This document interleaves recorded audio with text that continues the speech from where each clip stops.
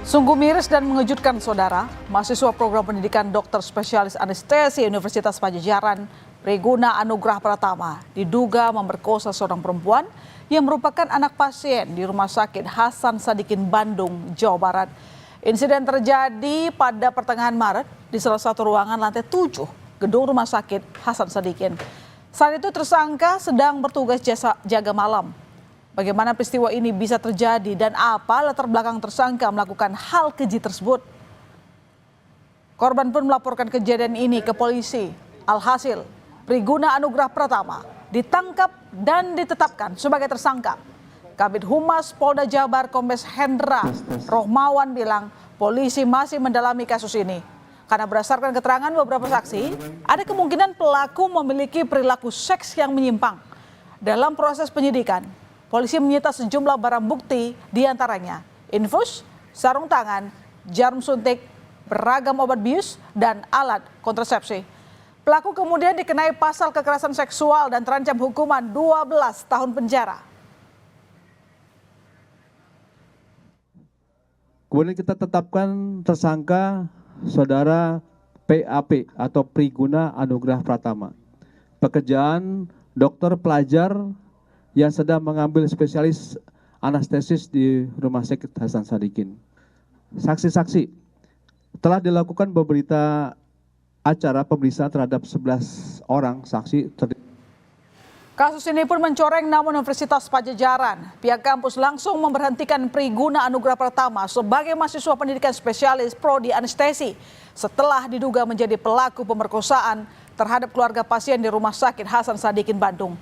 Rektor Unpad Arif Kartasasmita mengatakan pelaku sudah tidak tercatat sebagai mahasiswa dan tidak lagi bisa berkegiatan di kampus maupun di rumah sakit.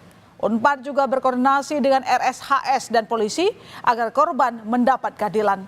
Unpad berjanji akan melakukan pengawasan lebih ketat di lingkungan pendidikan, baik di tingkat spesialis maupun non-spesialis, agar kejadian tersebut tidak terulang. Pemutusan studi bagi yang bersangkutan, karena yang bersangkutan sudah terindikasi dan terbukti walaupun belum dinyatakan oleh pengadilan sudah melakukan tindak pidana, sehingga kami akan segera mengeluarkan dan ada aturan internal di Unpad yang menyatakan bahwa setiap mahasiswa, dosen maupun karyawan yang melakukan tindakan pidana akan kami berikan sanksi sesuai dengan peraturan yang berlaku. Rumah Sakit Umum Pusat Hasan Sadikin, Bandung membenarkan pelaku merupakan dokter yang sedang mengambil spesialis anestesi di Fakultas Kedokteran Unpad dan dititipkan di RSUP Hasan Sadikin.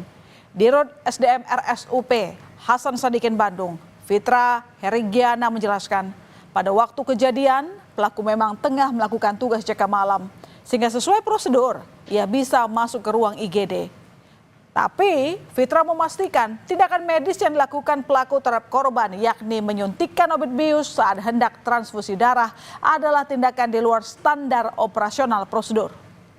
Di sana itu pada saat jaga itu sebetulnya ada yang pasti ada DPJP, dokter penanggung jawab pasiennya, dan memang ini sudah sesuai dengan SOP dan juga sesuai dengan yang dilaksanakan di rumah sakit. Tetapi mungkin juga dari terduga ini memang melaksanakan di luar SOP itu. Terima kasih.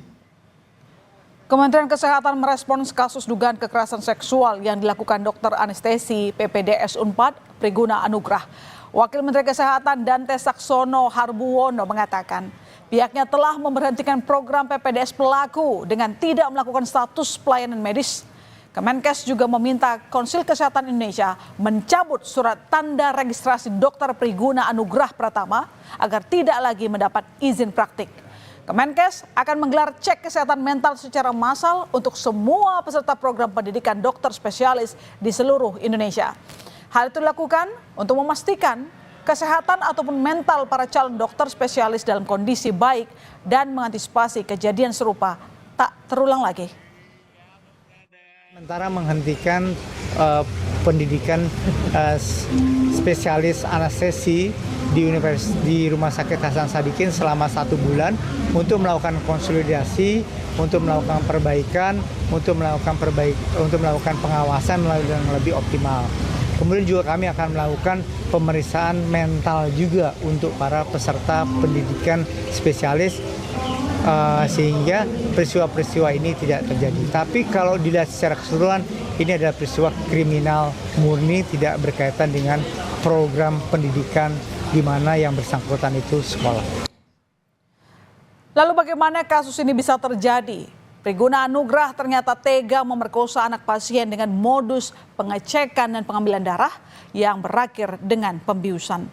Pelaku sengaja membuat korban tak sadarkan diri untuk melancarkan aksi bejatnya memerkosa korban. Tindak tak terpuji ini, saudara, terjadi pada 18 Maret 2025 dini hari. Awalnya, saudara, korban sedang menunggu ayahnya yang tengah dirawat di ruang ICU. Saat itu pasien dikabarkan membutuhkan transfusi darah. Nah, kemudian korban diminta tersangka untuk pengecekan atau transfusi darah. Pelaku kemudian menawarkan bantuan kepada korban agar proses transfusi darah berlangsung cepat dengan mengecek apakah darah korban cocok dengan pasien. Korban pun menyetujuinya. Korban kemudian dibawa oleh tersangka dari ruang IGD ke lantai 7, gedung baru RSUP Hasan Sadikin Bandung yang masih kosong. Setelah sampai di gedung MCHC, pelaku meminta korban mengganti pakaian dengan baju pasien untuk diambil tindakan. Disinilah kemudian tersangka melancarkan aksinya. Pelaku kemudian diduga menyuntikkan obat bius ke selang infus setelah dimasukkan jarum ke tangan kanan dan kiri korban sebanyak 15 kali. Korban yang merasa pusing kemudian tak sadarkan diri. Dan di sini tersangka langsung memerkosa korban. Saat sadar, korban merasakan sakit pada bagian tubuhnya. Menyadari ada yang janggal, korban memutuskan melakukan visum, saudara. Hasilnya diduga korban mengalami kekerasan seksual. Korban dan keluarga pun melaporkan kejadian ini ke polisi. Polisi menyebut pelaku sudah ditangkap dan ditahan sejak 23 Maret 2025. Polisi kemudian menggelar olah TKP kasus pemerkosaan keluarga pasien oleh dokter PPDS di Rumah Sakit Hasan Sadikin Bandung. Olah TKP melibatkan Bidokes Polda Jawa Barat dan Puslapor Polri. Polisi membawa sejumlah berkas dan alat ke dalam gedung Pusat Pelayanan Ibu dan Anak Terpadu tempat olah TKP dilakukan. Polisi terus melakukan penyelidikan dalam kasus ini, saudara, dan ternyata, saudara, jumlah korban pemerkosaan oleh dokter PPDS anestesi Rumah Sakit Hasan Sadikin bertambah menjadi 3 orang.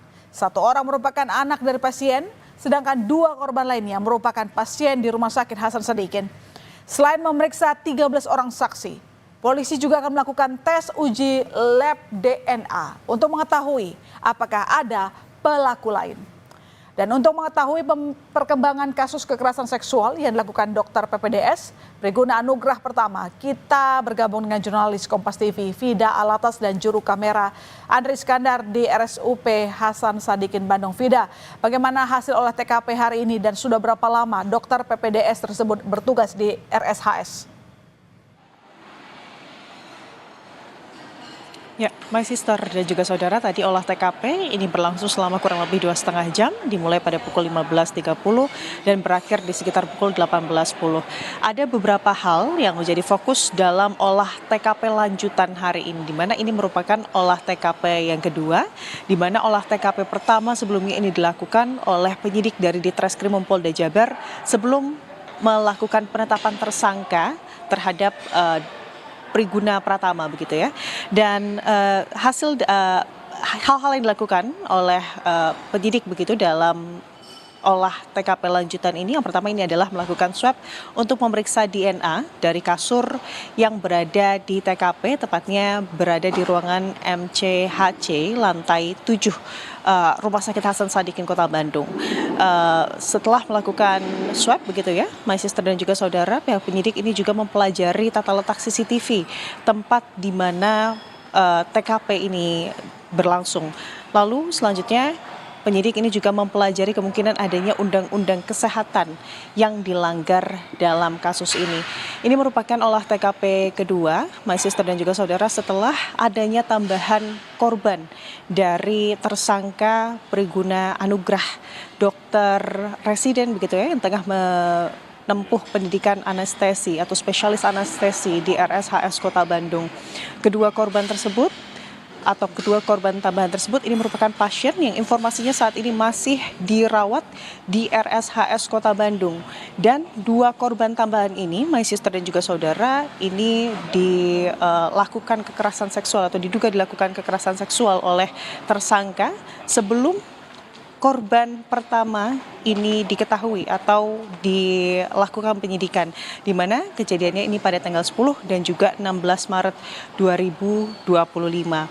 Tentunya atas dasar tersebut penyidik ini tadi juga menambahkan pasal perbuatan berulang begitu ya bagi tersangka, yang ini akan memberatkan hukuman dari tersangka, my sister.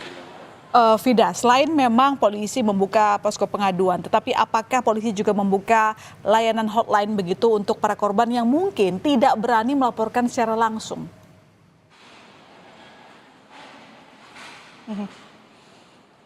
My sister, untuk Polda Jabar ini membuka posko pengaduan bagi siapa saja begitu ya yang merasa menjadi korban dari tersangka. Ini dapat datang langsung ke gedung PPA. Hotline ini juga menjadi alternatif bagi siapa saja yang merasa menjadi korban dari tersangka, namun kondisi psikologinya kurang baik, bisa menghubungi hotline, baik itu dari Polda Jabar maupun dari Rumah Sakit Hasan Sadikin Kota Bandung.